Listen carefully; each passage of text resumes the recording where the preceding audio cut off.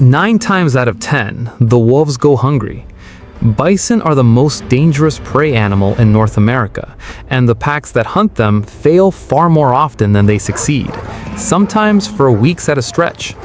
Understanding why requires looking at both animals at once. Start with the arithmetic. An adult bull weighs up to 2,000 pounds and stands 6 feet at the shoulder. A gray wolf weighs 100 on a good year. 20 to 1. Elk, by comparison, weigh 600 and run.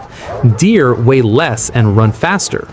Both are hunted by wolves across the northern Rockies with reasonable success because both do the one thing that makes a large animal killable: they flee. Fleeing exposes the hindquarters. Wolves are endurance hunters, built to follow a running animal until exhaustion opens a gap, then close on the legs and hamstrings from behind. Nearly every successful wolf hunt on large prey depends on that sequence. Bison do not always cooperate. Weighing a ton with a skull built like a battering ram, a bison that stops running becomes a different problem entirely. A wall of muscle facing outward, with horns at head height and hooves capable of killing a wolf outright. Wolves die on bison hunts. Not often, but often enough that most packs across their range simply don't try. In Yellowstone, one pack made a different choice. Pushed into the park's high interior where elk thin out badly in winter, a pack known to researchers as mollies began targeting bison out of necessity rather than preference. Over generations, they grew larger and heavier than their neighbors, developed different hunting patterns, and became the only pack in the ecosystem to specialize in the continent's hardest prey. Specialization here means patience measured in hours. Late January, snow lies deep across the valley, and a herd of roughly 40 bison stands in loose formation, feeding by swinging their heads sideways to sweep drifts off the grass beneath. Watching from a tree line 400 yards out are 11 wolves. No charge follows. What happens instead looks almost like nothing. The pack moves into the open at a walk, spreading wide, and simply stands there. Testing is the point. Wolves are not looking for a bison to kill. They are looking for one that will move. Movement is the entire hunt. A bison that holds position is nearly untouchable.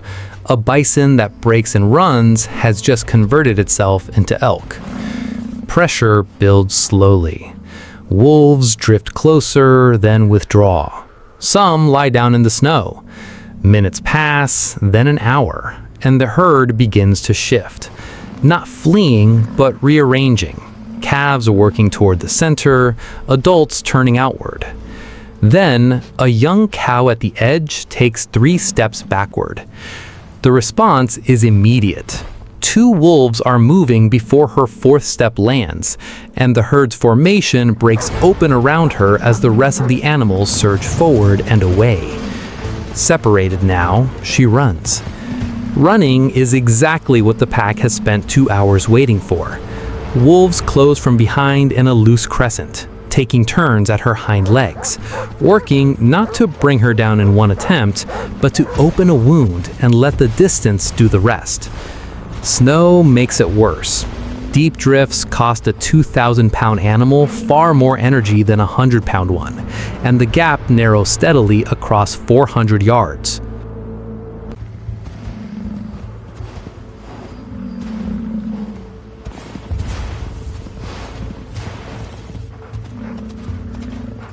Blood shows on the snow behind her.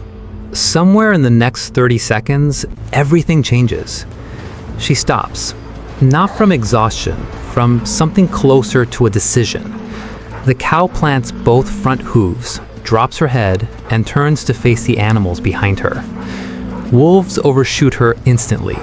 2 skid past on either side and find themselves in front of a lowered skull instead of behind an exposed flank, and the entire geometry of the hunt inverts in under a second. Charging follows. She drives forward at the nearest wolf, head low, and the pack scattered outward rather than absorb a hit that would end a wolf's season or its life.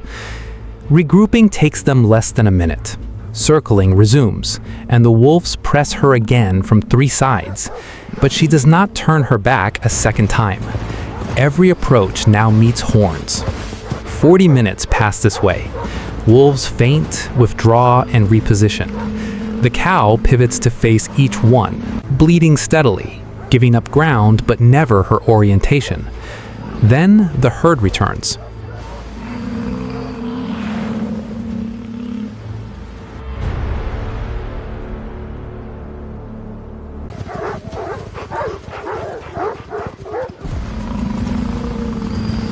Drawn back by the sound, a dozen adults move toward the confrontation in a compact group, and the calculation collapses.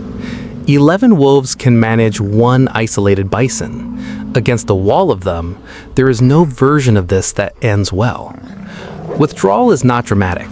The pack simply stops advancing, turns, and trots back toward the tree line, and the hunt is over without anything dying.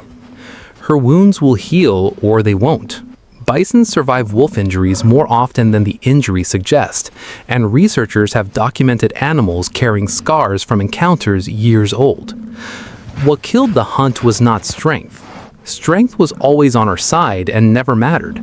The pack had already separated her, wounded her, and taken the ground it needed.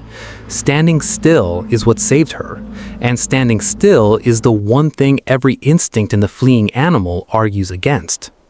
Across the northern Rockies, that single choice separates the bison that die from the bison that don't. Wolves already know this. The 2 hours they spent waiting in the snow were never about finding the weakest animal in the herd. They were about finding the one that would run.